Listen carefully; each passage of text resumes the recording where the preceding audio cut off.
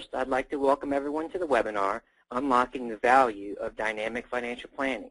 Financial planning done in silos within a static environment, which does not allow anticipating and reacting to changes in business conditions, puts companies at a competitive disadvantage. Developments in technology have changed the economics of upgrading from the world of financial planning done in Excel and similar systems to a system that offers the functionality to unlock the power of delivering the right data at the right time to key decision makers to drive growth and profitability.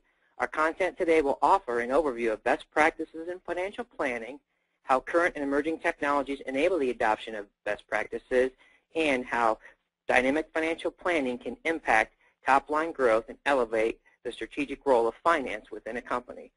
I would like to thank Host Analytics, whose commitment to thought leadership helps make this event possible and delivered at no cost, like everything else on Proformative.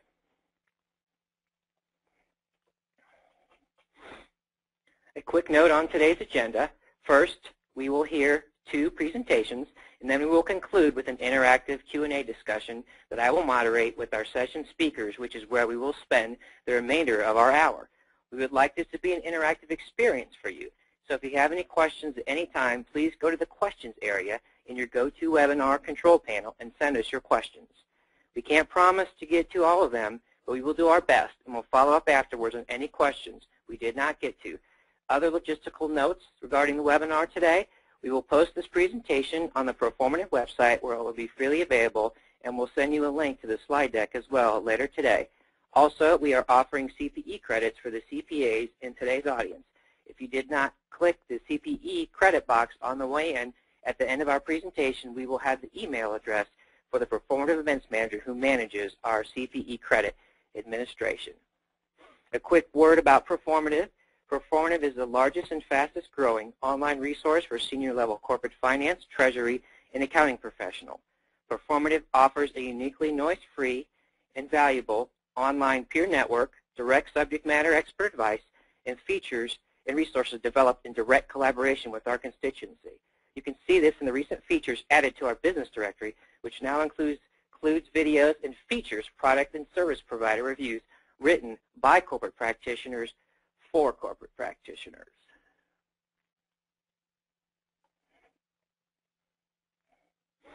Okay, let's get started by introducing the first speaker for today's webinar, Mark Bauer, Vice President, Host Analytics. Mark has over 19 years of product management, technical sales, finance, and consulting experience. Most recently, Mark was with Oracle, where he led the team which was responsible for product management for the Oracle Business Intelligence Suite. Prior to Oracle, Mark held various roles in product management and technical sales with Hyperion and Arbor Software. Prior to working in the software space, Mark was responsible for finance, planning, and analysis for Pepsi bottling operation. Also, Mark has held various positions with Anderson Consulting, working with a variety of clients in the consumer package and manufacturing industries areas. With that, I'd like to turn it over to Mark Bauer, Host Analytics. Mark, take it away. Thanks, Ernie. So as we get started here, and before we get into the discussion around dynamic planning, let's take a couple minutes and let's talk about how the role of finance has changed. And so it's important to note that historically, the finance organization has been viewed as kind of just a departmental functional silo. And what we're really seeing now, and we're really seeing as we move forward, is the situation where finance really has become a true business partner, and the finance is invited to sit at the table for all functional business decisions. And we're seeing technology evolve and really enable that finance organization to be in a key position to help drive business decisions inside that organization. So going from a very reactive situation to being a very proactive situation where finance is a business partner. And so as finance has become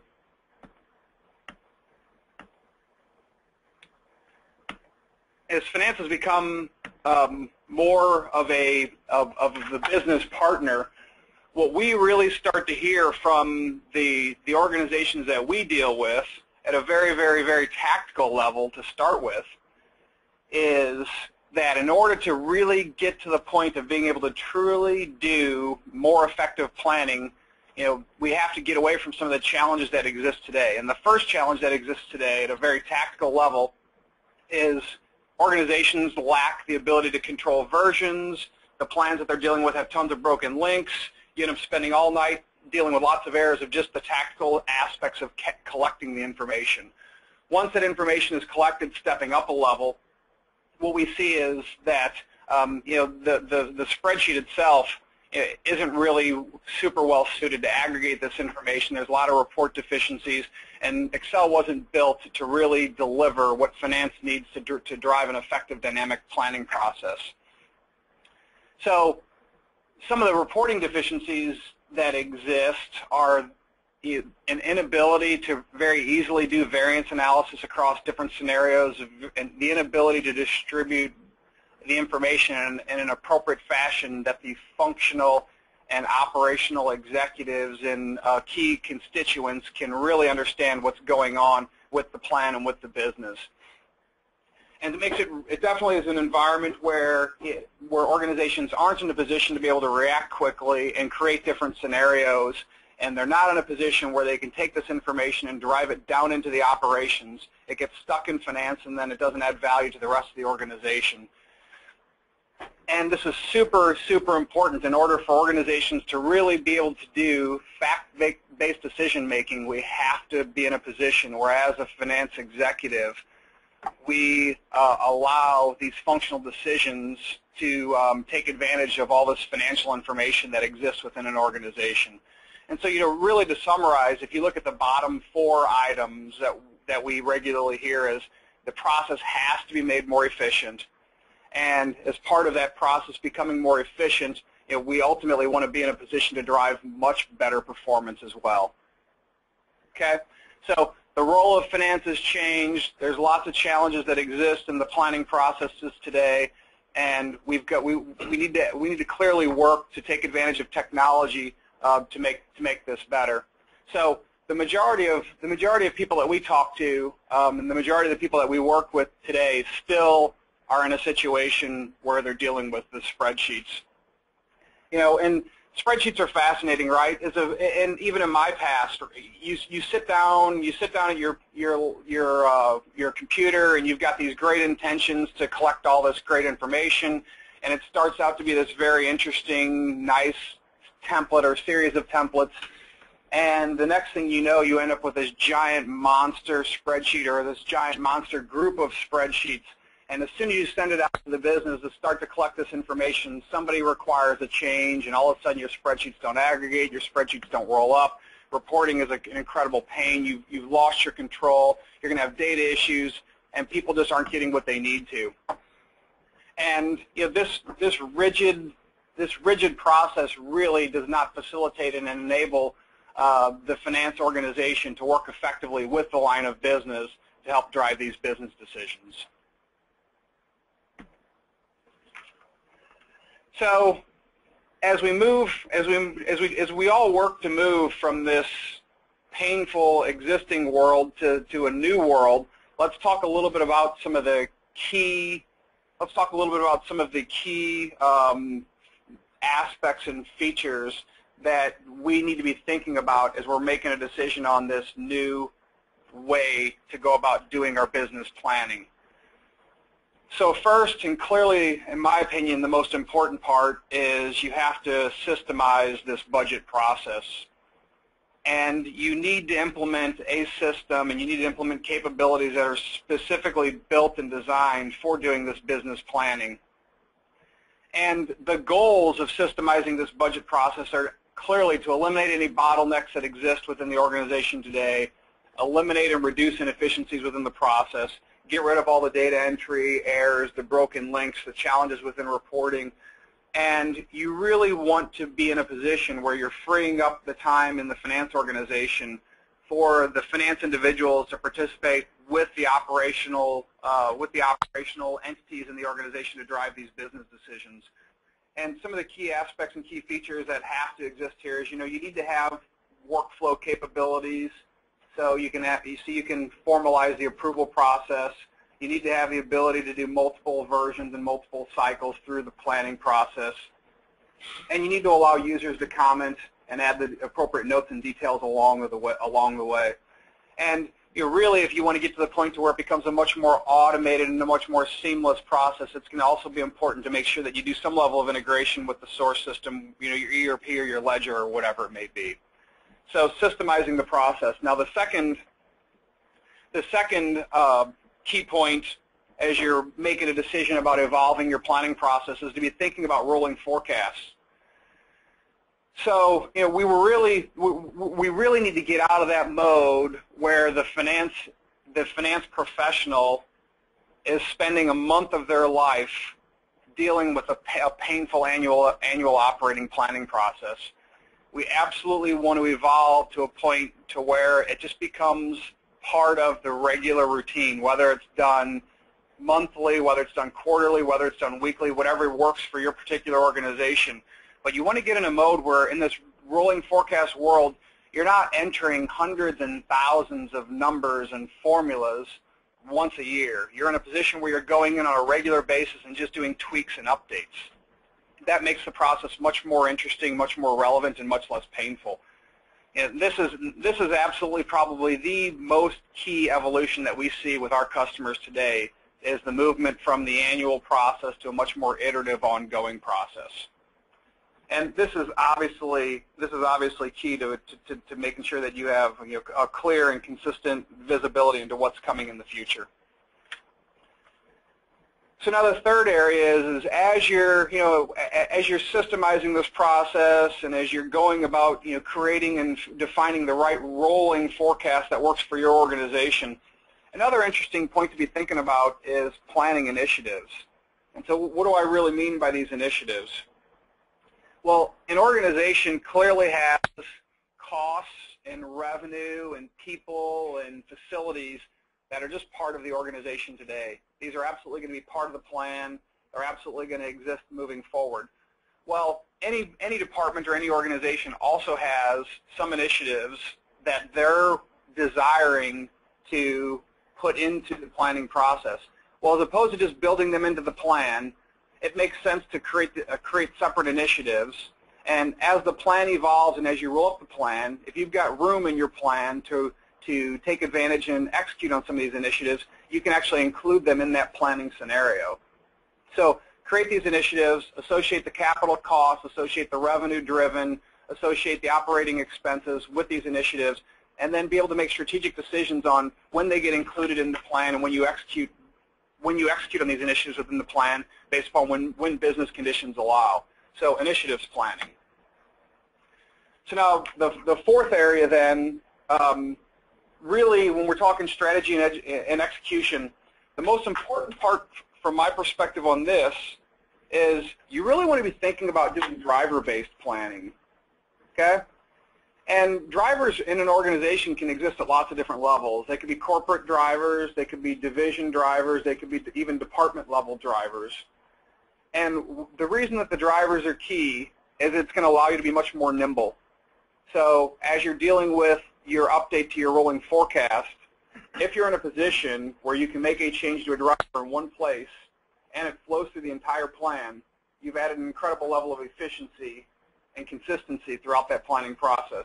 So, whether it's something like benefit rates, which we know, sometimes you don't get until late in the planning process if you're updating your benefits, or, some much more macroeconomic indicator, whether it would be something like housing starts, interest rates, new car production, commodities or crop forecasts, whatever it may be, to the extent that your business is driven by any of these external data, take advantage of drivers so that these drivers consistently flow updated information throughout your organization. I think it's also important to be thinking about, as you're doing your plan, have that flexibility to be able to do top-down planning, start at the bottom, go bottom up, or even start in the middle and push it both up and down. So, and you want to work to align this planning process as a natural extension of any strategic planning that you're doing in your organization. And this information, obviously, again, is going to be key to making fact-based decisions. So once you've got your plans being updated in a very regular fashion, it's absolutely critical that you allow the outputs from this planning process to be very easily distributed throughout the organization and share with that business. You know, it's very obvious you can't control a process that you don't measure. You have to understand the metrics that are driving your business. And as you're figuring out that information, it's important for you to test your assumptions and figure out what does and doesn't work for your organization and what does and doesn't make sense for your organization.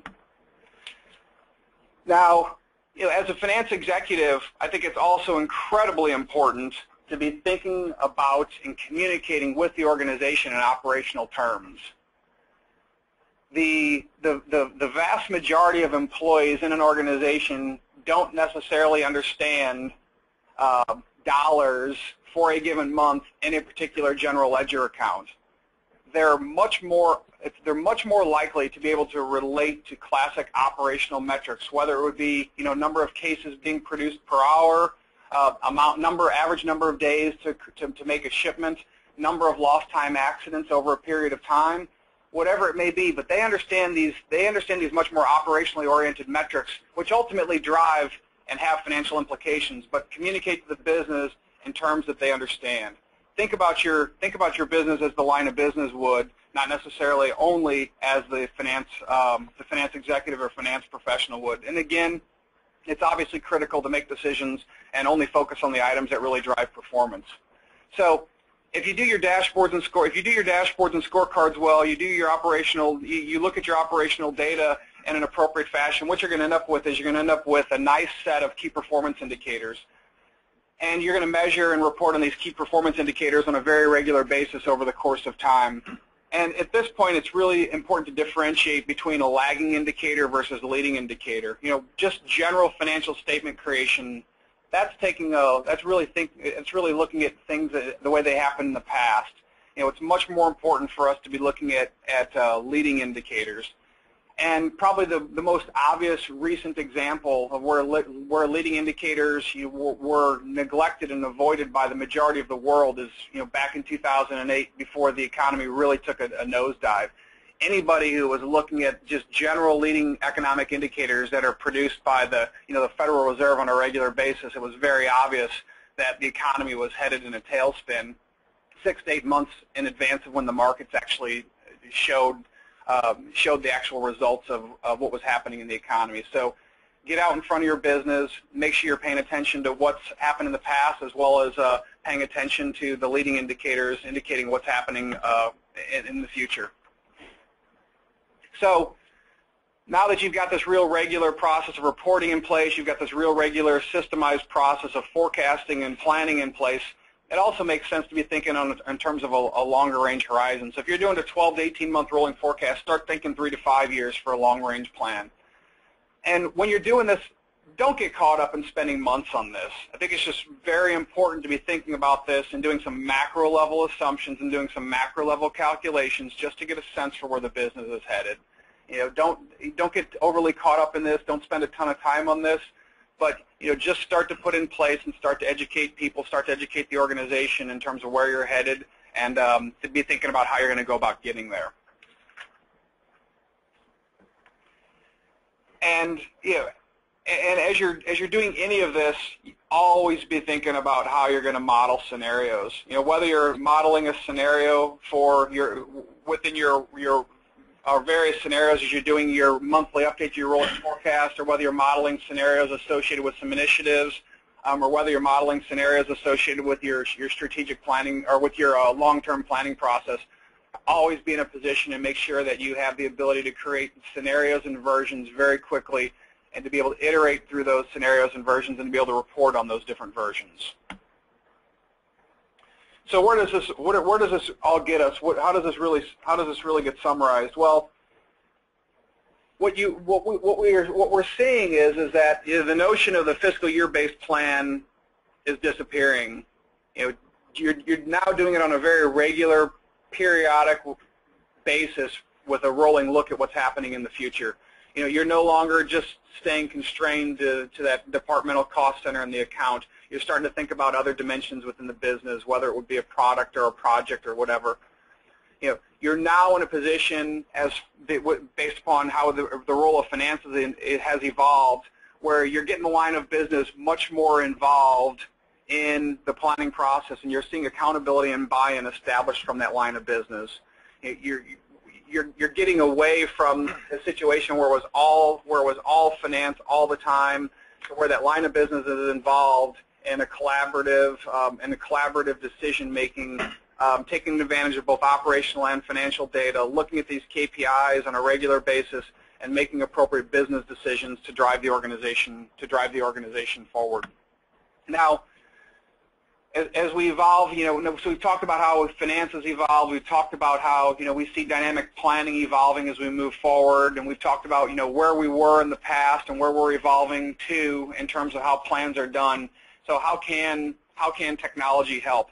Well, if you look back to where we were, in the first generation of systems, 10 to 15 years ago, they focused on some certain areas, and they were fairly rigid, but they did a decent job. They did a decent job with the capabilities that they did provide. Now we get to look at the second generation applications and what we saw in the last decade. So you get more flexibility, you get more capabilities, you get improved abilities to do some scenario modeling. All as we've evolved the capabilities of the systems, and we're evolving the capabilities and the role within the finance organization. So now what we're seeing in the third generation, in a key area where host analytics is executing and operating, is in addition to all these classic items that we've discussed, it's super important, and what we think we're doing a very nice job of is really facilitating and providing the capabilities to get out and participate and execute on those functional and operational as well as those strategic decisions to make sure that we're moving the business forward and getting beyond the world of just improving process to a more appropriate world where we're actually driving business performance and driving improvements in the financial climate and the financial operating conditions within an organization. Okay, so with that, I want to thank you for your time, and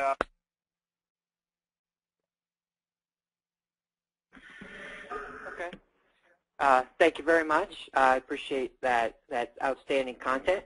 At this point in the presentation, we are going to launch our first polling question, and we would appreciate your participation in the poll. Please note that for those of you in today's audience who are after CPE credits, that you will need to answer both of the polling questions during the webinar.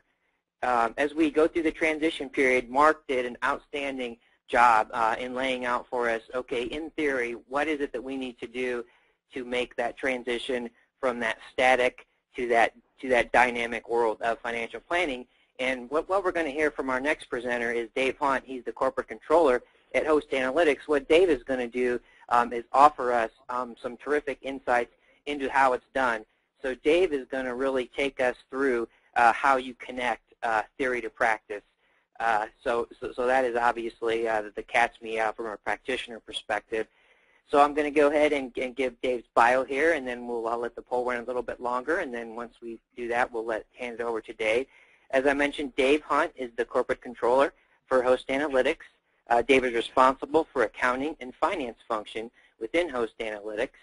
Dave has over 20 years experience in FP&A and accounting experience with such companies as Oracle, JDSU, Sun Microsystems, Veritas, Mercury, HP, and PwC. Dave has an MBA from San Jose State University and a master's and bachelor's of accounting degree from DePaul University.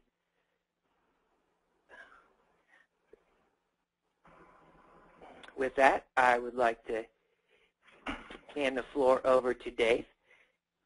Dave? Great. Thanks, Ernie, for that introduction. I appreciate that. So I'm really pleased to be here today to talk to you on the practical side of dynamic planning. And this is a great topic, and I've got a lot of passion around it as I've seen what a difference it can make to not only the finance organization, but also to the organization as a whole in terms of driving top line and the bottom line for the organization. So yeah, I spent a good part of my 20-plus career in the trenches in the FP&A world. Got lots of battle scars to show for it, and I could spend hours on this topic, but I'll try to hit the highlights in the time that we have here today. So dynamic planning, and again, just to reemphasize what it is to me. So to me, dynamic planning is being able to get the right information to the right people at the right time. And then that information drives business decisions to accelerate the top and bottom line growth for the organization. So Mark talked about the business issues that all of us in FP&A and finance have today, such as the difficulty with scenario planning, disconnected people processes, and others, and the need for dynamic planning to improve the business decision-making capability of an organization. So what are the basic dynamic planning concepts? So number one, dynamic planning requires dynamic inputs. So getting the data to the right place at the right time. Number two, what are the business requirements that are needed from the stakeholders' view? What are the business drivers and other items needed from the stakeholders? Number three, in order for dynamic planning to be effective, there has to be collaboration with the stakeholders in order to get the business drivers correct. In this concept, number four, I'm sure you've all heard of, it's called rack and stack, which is just saying putting the numbers together without analysis or much analysis. And to me, dynamic planning implies providing that level of analysis that's based on the dynamic inputs that you have. So I really call this kind of dynamic analysis and planning. And then finally, you need to have processes that are fast and timely to facilitate your dynamic planning. So going to the first one in more detail, dynamic inputs. So basically, the starting place for dynamic planning is having dynamic inputs. So getting both the internal and external data, such as FX rates, leading indicators, and others into the database, or into a database, is the starting place. And so what do we mean by having dynamic inputs? In essence, it means having all the data inputs needed to be able to do rolling forecasts, create KPIs, do initiative planning, create scorecards, and dashboards. And again, these inputs include both internal and external data, such as FX rates, benchmarks, leading indicators, and others as required by the business and the stakeholders.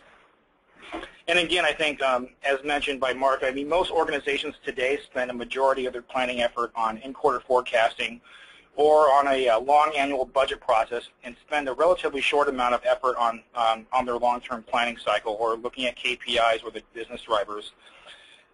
So how do we get these inputs into our dynamic planning environment? So over the course of my career, what I've seen work really well is leveraging technology and automation to drive getting all the data into one place, and also number two, making sure that you have very close collaboration with your stakeholders to ensure the business drivers are the right ones.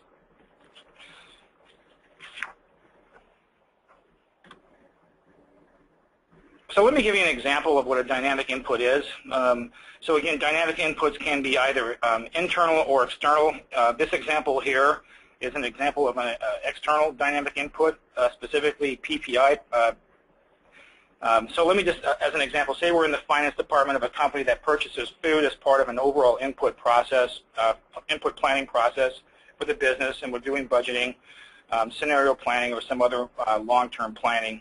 And one of the items we wish to incorporate into our dynamic planning environment is the PPI index to get a view of the impact of PPI and how our raw prices are impacted as PPI fluctuates over the time period. And the input you see here, PPI, is an automatic feed, specifically from one of our own host analytics products called Decision Hub, and it feeds directly into the dynamic reporting environment and database. So you have the input already there when you need it.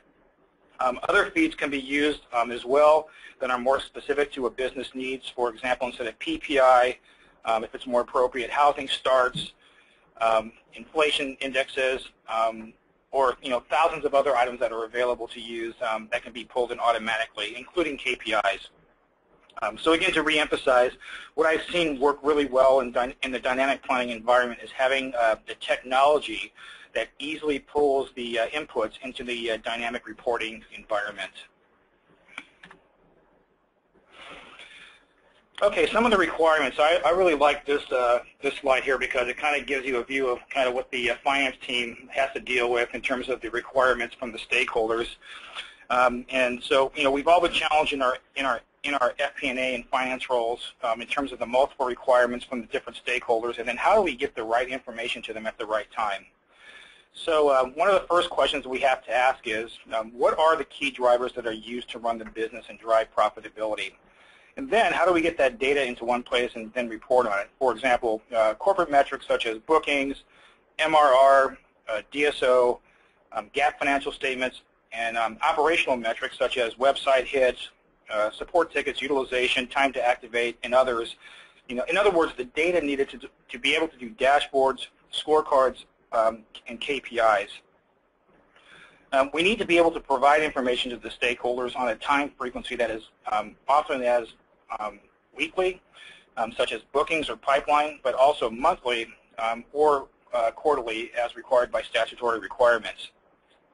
In addition to that, we must be able to put that data into the right context that's useful to the stakeholders, such as actuals versus budgets, benchmarking data, competitors, trends over time, and others.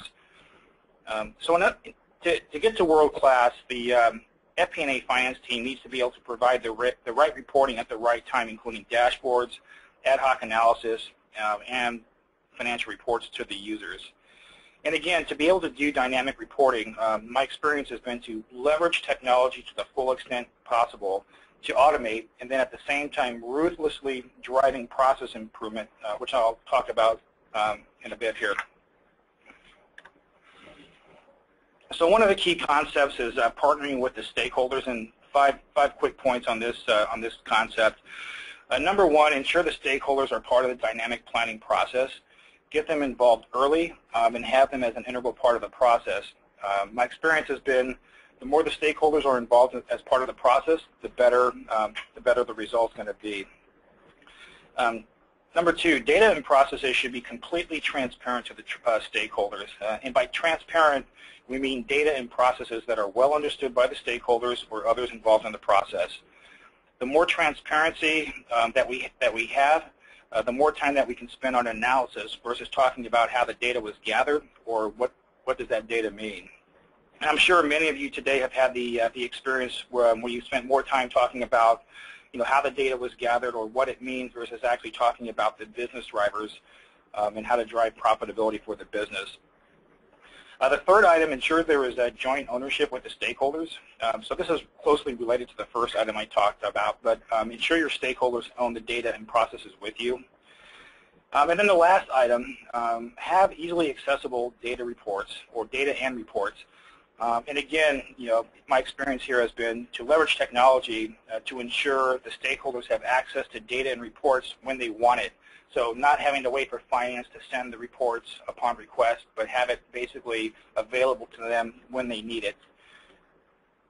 I think this greatly facilitates having the stakeholders as part of the dynamic planning process and getting ownership. Okay, analysis versus rack and stack. So to me, dynamic planning implies the ability to be able to provide a level of analysis that helps the stakeholders drive business profitability and or process improvement versus FPA just providing numbers or reports with limited context or analysis. So for planning to be effective, you have to, first of all, I think as Mark mentioned, get off Excel, use technology to automate gathering data inputs into the planning environment. Number two, for dynamic reporting to be effective, you want the ability to do forward-looking analysis or provide forward-looking reporting to the stakeholders. And number three, you need a dynamic reporting environment that allows you to make changes quickly. And again, my experience here has been, the more you can leverage technology, the better you're going to be at it making changes and getting them turned around quickly to the stakeholders. And I'm sure you've all had the experience of having a business partner wanting an analysis done and basically wanting it back in real time. And And again, technology and systems can help you do that. Item number 4, ensure your dynamic planning environment allows you to do scenario planning quickly without having to ask IT for system changes or getting help on making changes on reports. And finally, ensure your dynamic planning environment allows you to scale for growth. Don't limit your capabilities, for what you have today, but be thinking about, a 3 to 5 year time horizon in terms of what you think the organization is going to look like, and then plan for a system or a solution that's flexible and that can scale with your organization. Okay, so here's an excellent example of putting technology to work in the FP&A environment and facilitating dynamic reporting. So at Host Analytics, we have ERM, or Executive Report Manager, that allows us to produce comprehensive reporting packs very quickly from a variety of sources, such as Word documents, Excel spreadsheets, web content, and other sources. So what this technology does, it pulls from a variety of data sources quickly and automatically, so the time to get all the data gathered from a variety of sources is greatly simplified, and the process is simplified. And the beauty of ERM is that if changes need to be made, and those happen quite a bit, the changes can be made in the source document, and then the technology will automatically pull in the new source document when the reports rerun. So at Host, we use this tool, and it's greatly reduced the what I would call the bottlenecks from the disclosed part of our reporting process considerably. So no more recut and paste into PowerPoints, or ensuring data is flowing and updating correctly, or all the numbers tick and tie between the reports. This technology does it automatically. So I think this is a really good example of using technology to automate and facilitate the dynamic planning process by increasing the velocity of getting data and information to our stakeholders. Okay, rolling forecast. So the next example of dynamic reporting is rolling forecast. So I think conceptually we all know what rolling forecasts are. We pick a time period, say 6 months, 12 months, or another time period, that we're looking at our business and then forecasting for it. Sounds easy, doesn't it? But for those that have been involved in the rolling forecast process, it can be difficult and time-consuming without the right technology or systems. So the key areas of being able to do rolling forecasts effectively: number one, you've got to have the capability to do multiple time scenarios that can help the stakeholders run their business better. Again, based on my battle scars and the course of my career, I've learned the more you can automate this, the better it's going to be. Number two, you want to be able to produce both short-term and long-term reviews in your rolling forecast, and then to a degree that's meaningful to the business, and also in terms of the amount of detail that you're providing. So a shorter-term view may require more detail versus a longer-term view, which is obviously going to be based more on strategic consideration and business drivers. And then, the key drivers, so we've already talked about that, but always use key drivers as part of the rolling forecast process. And then finally, ensure your stakeholders are an integral part of the rolling forecast process in terms of feedback on data input, assumptions, and others. From my perspective, having the stakeholders involved greatly facilitates the overall process. So here's actually a really good case study that was done around one of our customers called Thule, and they're basically, I think everybody knows who they are. They make the bike racks and other accessories that fit on top of cars, so you've probably all seen these on top of cars at some point. And some of the challenges that they had is, basically, late and inconsistent data that was in Excel. They had long meetings talking about the data and how the data was assembled and what it meant versus talking about the analysis side of the business and the business drivers and how to increase profitability. And they had issues with sales forecasting accuracy just because of the amount of spreadsheets that they had to deal with and the lack of transparency on the data. So their solution was actually to implement Host Analytics and CRM tool that they used. And now the kind of the result was their budgeting takes half the time. They're able to do what-if scenarios and ad hoc analysis very easily. They've implemented 12-month rolling forecasts, and one of the biggest results is that they've actually saved $1 million per quarter on their inventory because their sales forecasts have been much better due to the transparency of the data and then just the availability of the reporting back to the stakeholders. So it's made it much more transparent overall to the organization. So it's helped them greatly. So it's a great example of how you can use technology to really to drive savings and to drive a rolling forecast process and budgeting the budgeting process into the organization. Okay, this one is also very interesting. So basically this comes from a report from the Aberdeen group that they did in 2010. And I'm just going to go over right to the right side, right to the arrow there, the orange arrow, and you can see that 21% of companies here, or best-in-class companies, I should say, that were considered best-in-class from the survey, when they used CPM or CPM solution, the benefit that they got was a 21% increase in their profitability.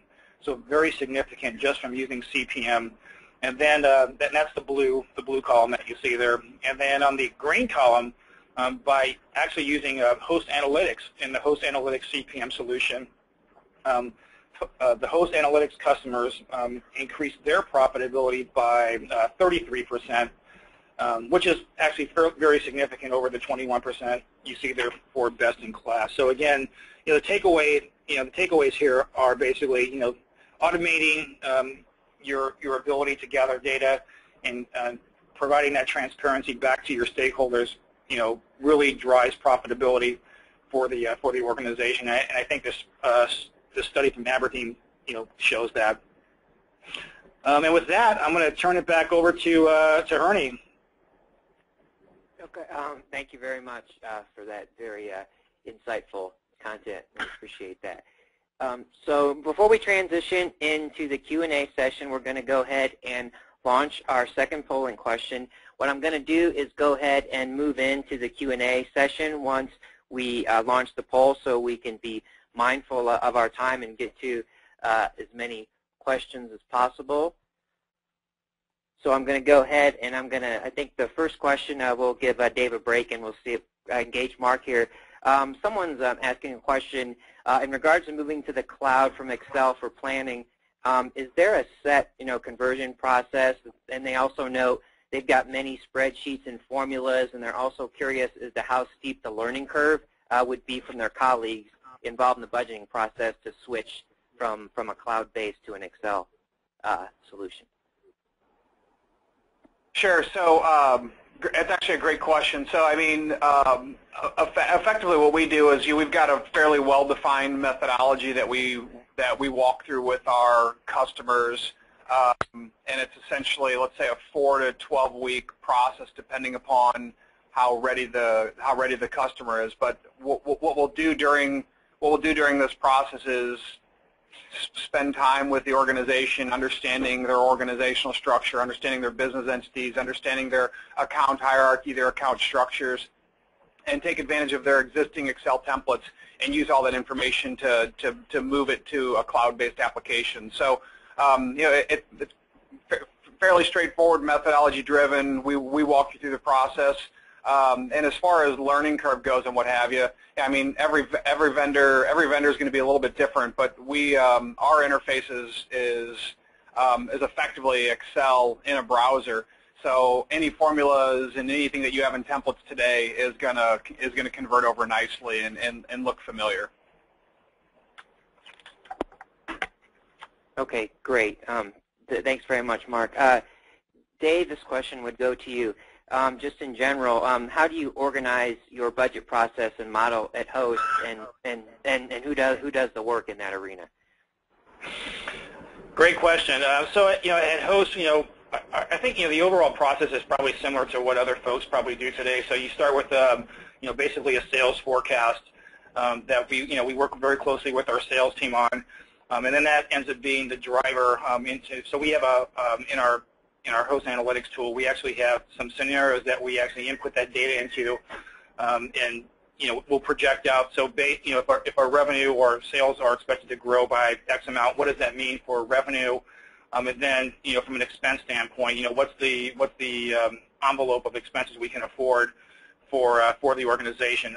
And what we're actually able to do too is do scenario-based planning, because using our tool, I mean, we can easily duplicate our baseline scenario and then project out 2 or 3 other scenarios to say, hey, what if we decide to invest more money, for example, in a sales organization for sales expansion in the territory, and we can actually do what-if scenarios, based on what we're seeing from the sales organizations, or where we have varying degrees of investments that people are recommending, that the E-staff is recommending to our organization. So we can actually trade off those investments in our scenario analysis and look back at what the impact is going to be on our top and bottom line for the next year or 3 years as we want to see it. Now, so who's involved in that? And again, I think one of the things we do good here at Host Analytics is we want things to be as transparent as possible to the organization and to the stakeholders. So the stakeholders and all the functional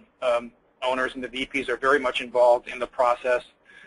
So they have access to our tool, and they go in there themselves and review the data to make sure things like their spend is arranged and input how they would see it.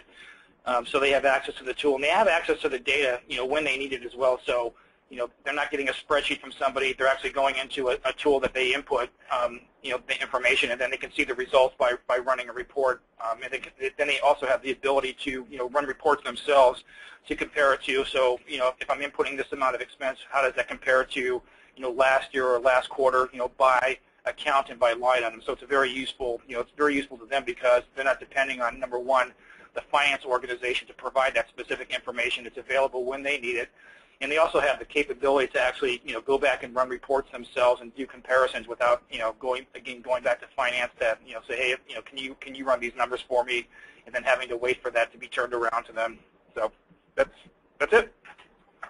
Okay, great. Thanks, Dave. I'm going to come back at you with another question. So someone is asking, you mentioned how important it is to change the culture and engage people to become involved in the process, and this may mean more or less work as you go to a dynamic planning process. So whether it's through your experience at Host or your previous experiences, can you give us a couple of tips on how to engage people in the process? Yeah. And again, I think this is actually really a critical part of the overall process and success to the organization in terms of ownership of the data. So I think one of the first things you have to do is to make sure that you're having direct conversations with the stakeholders, and this can be anything from setting up direct meetings with the stakeholders, really understanding from their perspective, and making sure that they understand, first of all, their numbers. So if you're looking at, for example, their spending or their revenue, do they really have, a good understanding of what that data is? And if they don't, then, you're going to have to spend, the time going through that with them to make sure that they do understand it. And sometimes, that can be difficult to do because, I know in my career I've dealt with, business partners that were, they weren't that interested in it. They just wanted to see the numbers. So you really sometimes you really got to push them to be part of the process. So again, you can set up meetings, schedule time, and just be persistent about making sure that they understand the data and making sure that it's transparency, and make them part of the process. And then number two, for example, when you're doing the budgeting process, again, make those stakeholders part of the overall process.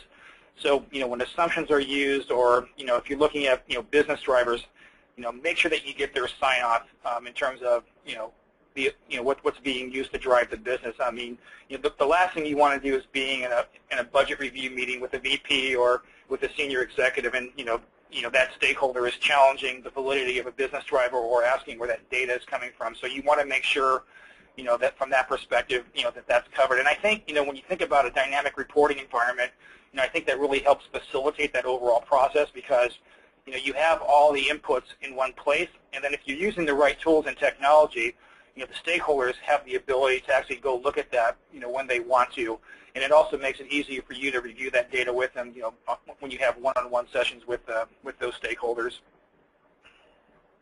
Okay, great. I'm going to direct this question to Mark, and this gets around on the economics of the upgrade. So someone's asking, is there a threshold for employees' revenue for this process to make sense as far as upgrading that functionality from Excel?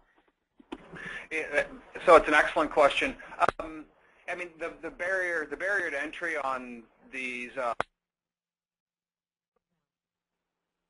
the barrier to entry on these cloud-based solutions is pretty low. So, and I would say that this really varies based upon the organization. But we've got some customers that we work with that have a handful or less of people who are involved in the planning process, and we've got other organizations that have hundreds involved in the planning process. So it just depends. I mean, I would encourage. My general counsel to somebody would be is worst case scenario is hit some of the websites and watch some of the demos and just get a quick sense for some of the value it might be able to provide. And after you do some of that, where you do a little self-learning, then decide if you want to engage in something further. But as I noted, the barrier to entry in these next-gen systems is low compared to what some people might be used to historically. Okay, great. I think I've got another question that might be best to start with you, Mark, and Dave, you can certainly weigh in here. Someone is asking, how do they get started if they're evaluating SaaS products and SaaS providers? How is that business process the same or different, and how would they go about doing that in the best way? Yeah, so from a business process standpoint, it isn't going to be much different whether it's cloud-based or on-premise in terms of what the organization, the buying organization, what our customers have to do. And again, it's just the most important thing is just being organized in terms of making sure that you understand and making sure that you work fairly methodically to make sure your business and your templates and all your information is appropriately represented in the technology. Now, if we talk a little bit about the cloud and software as a service, I think some of the key differences to remember, generally we find that the implementation time is faster than what people might be used to historically. We also find that from an implementation cost standpoint, it's less expensive, and as a product guy, one of the most interesting things is our ability to get new features out to our customers is vastly is just significantly faster than what organizations might be used to. So traditionally they would see new capabilities and new features every 12 to 18 months, whereas we're in a position where there's times where there's new features that are getting out there on a much more regular monthly even basis. Okay, great. Thanks, Mark. I think I'll throw this one back to Dave. It's a little bit of a technical question. Regarding rolling forecast, what's the longest number of quarters you would recommend for the plan to do the rolling forecast? Yeah, well, so I think that probably depends on what the business thinks that they need. So I think the first question I would ask, I would have a discussion with the business. But in terms of recommendation, I would say anything between 12 to 18 months. And again, I think that could be as short as 6 months, depending on what kind of a business environment that you're in.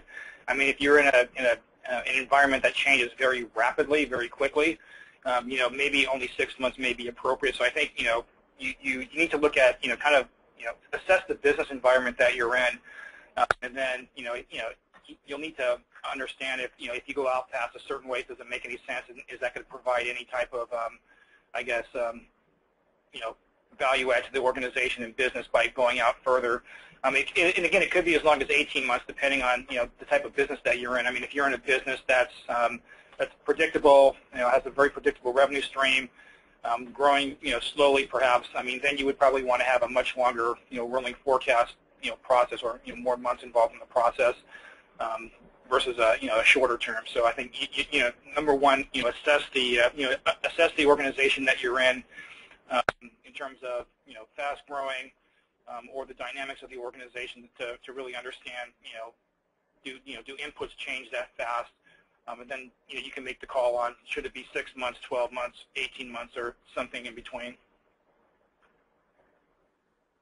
Okay, great. I'm going to hit you with another question, Dave. As far as your process now, what are the biggest challenges that you face in a dynamic environment, and are those challenges the same or different that you'd experience from a static environment?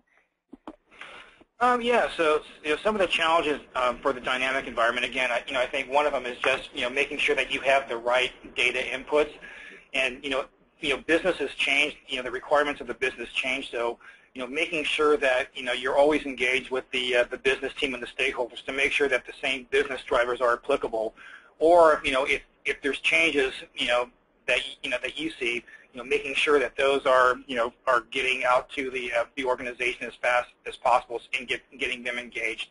So that could be difficult at times because people have other priorities, and they have the stakeholders have a lot of other things going on. So you just need to find the time to help drive that. But again, I think the difficulty sometimes with the dynamic reporting environment is making sure that you have the right inputs, and then to continually assess if those inputs are value added to the organization in terms of business drivers. And then in terms of versus static. So in a static environment, I think some of the challenges there, and then where dynamic reporting actually helps quite a bit is that the static reporting environment, you've got one picture, you have a snapshot, and then people tend to move on. So I think where dynamic planning actually helps out a lot is you're kind of moving way past that in terms of it's really kind of a forward-looking versus a backward-looking approach to kind of summarize. And I think static looking, how much value does that actually provide to the business? Are those business drivers still applicable in terms of driving the top line and bottom line growth of the organization? At parts of my career I've seen where we've actually done static budgeting, and then within 3 months the whole budget's basically obsolete because of changes that have happened in the organization. So you need to have a planning environment that you can rapidly adapt to or change as the requirements of the business change. Okay, great. Thanks, Dave. We're gonna have a few more questions, then we're gonna close the Q&A session. This is a question. Maybe Mark, you can take this one. Someone's saying, they often hear the hype about the value of cloud-based applications. What would you say are the biggest pitfalls, and then the perceived versus the actual pitfalls for someone to avoid in converting to a cloud solution? So maybe around data security and things of those natures. And then if this doesn't work right, what are some of the pitfalls that someone needs to avoid if they want to undertake this conversion? Yeah, so good question. So it's interesting you mentioned data security, because data security a few years back was absolutely something that we would hear raised concerns about in every prospect that we would talk to. And the great news is I think the broader business world has become pretty comfortable with the idea of their data existing in the cloud. And in support of that, there's actually a fairly quickly evolving set of standards and practices that cloud-based companies are expected to follow, and certifications that they're expected to get to help customers become comfortable that we are going to treat their data accordingly and in a secure fashion. So, and as far as what goes on with the cloud and the pitfalls, I don't know that I'd sit back and say that I can come up with any pitfalls that we hear about regularly from our customers. I think probably the biggest difference that I always come back to is when you engage in the process, just be ready to go, because of how fast we're able to move relative to what you might see traditionally. And so that's probably number one, is we have the ability to really crank these things out and get customers up and running fast. And so make sure that you've got your world organized, and make sure you understand what you want to do as you're getting started.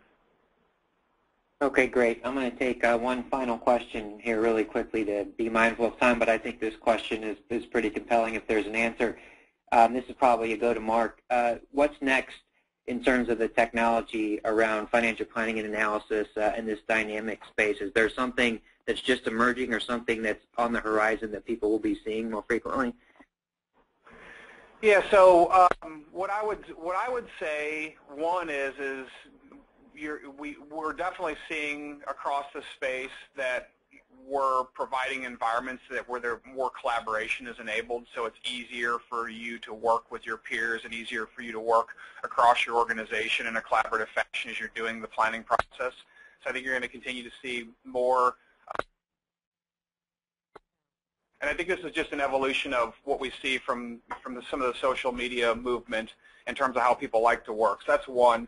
The second one is I think you're going to continue to see a push towards usage of external data and business drivers as being much more heavily part of and integrated in the planning process. There's so much information that's available in our world today relative to where we even were 2 and 3 years ago. So being able to take advantage of that information in a methodical, organized fashion to help facilitate and drive your planning process is also significant and huge. So those are probably the two biggest ones. And there's also a movement that I think is still pretty early on, where there's just a lot of generally unstructured information that exists in an organization and might surround the planning process, and being able to understand and utilize some of that. I think we'll start to see some more movement around that area as well. Okay, great. Thank you. With that, I'd like to close the Q&A session. We'd like to thank Dave Hunt and Mark Bauer for their time and insight. The attendees, if you'd like us to connect you with either of them, please indicate that on the survey we'll invite you to take later this afternoon. These gentlemen are leaders in their field and are an excellent source of information on today's topics. Also like to once again thank today's sponsor, Host Analytics. As a reminder, for CPE credit, if you did not check the box to receive CPE credits when you register the webinar today, please contact Tanya Walsh. The email's on the screen, twalsh@proformative.com, in order to receive your CPE certificate. Again, one last time, we're going to be sending a survey out. We appreciate your feedback as we're always striving to improve the ROI of your time. Finally, I would like to conclude today's webinar by thanking the audience, you, for your valuable time, and we hope to see you on Proformative.com and at future events. Make it a great day, everyone.